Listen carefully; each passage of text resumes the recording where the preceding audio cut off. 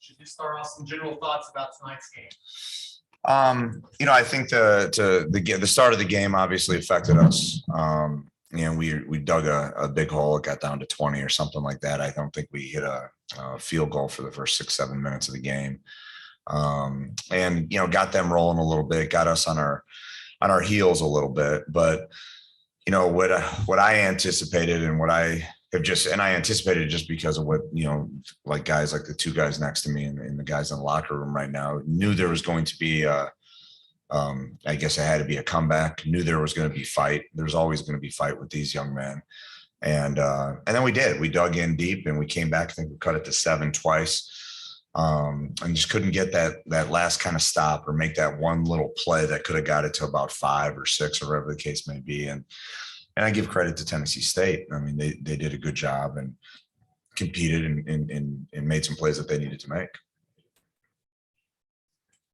Yeah, I mean, I think, can you, would you just speak to, what your message was at halftime? To these guys, knowing that you were down double digits, but you had made a nice run at the end of the first half. Mm-hmm. So what was the message kind of coming out of the locker room?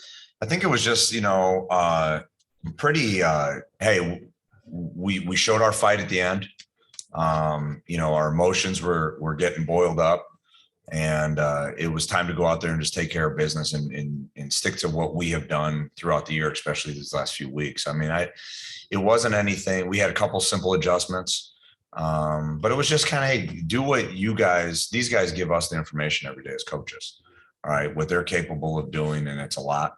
It's just, hey guys, just trust what you guys are doing. You get the ball to the right guys, and that was kind of the message. And we came out, and I thought we chipped away the first 2 or 3 medias we had won, and when you're winning media timeouts, even if it's by 1 point, if you put a string of those together, you have an opportunity to potentially, turn around in a game like that and win the game. For the players and just the experience, I know a year where you had to play a lot of games in a short period of game, just the experience on coming together, winning a lot of games down the stretch and making the tournament. Just thoughts on that part of the season. As far as playing a lot of games, I feel like that's normal for me because these past 2 years we've had those type of schedules that were pretty brutal. So that was pretty normal for me. And towards the end of the season, we just knew that we were a better team than what we were showing. So we just needed to pick it up and bring it together. Well, as team-wise, I mean, this was my first time coming into something like this.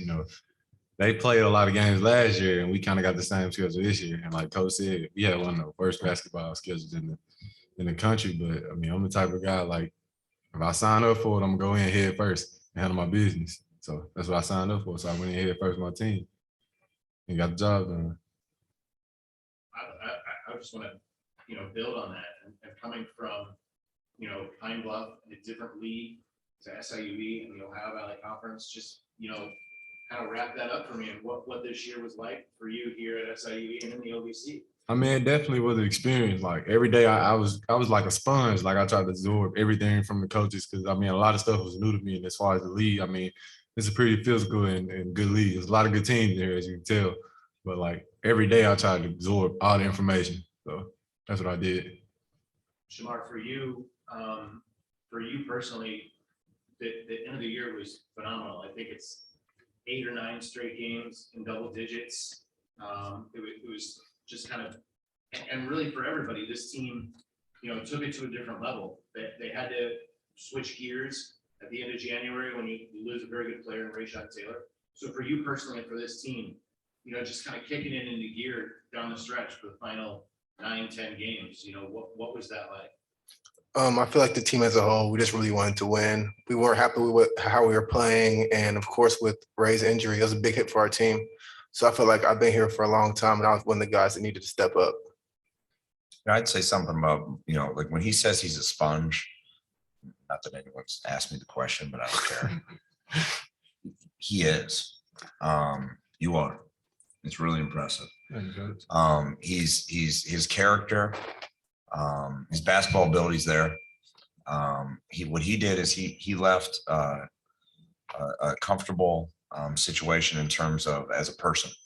That's my understanding, and was willing to give himself give himself and to a new coach, to a new environment. And I don't know if he ever took a day off in terms of not giving everything he had. There's no doubt about that. So like, he's not just saying it, like that's the truth. And that's why we had success down the stretch. He made big plays.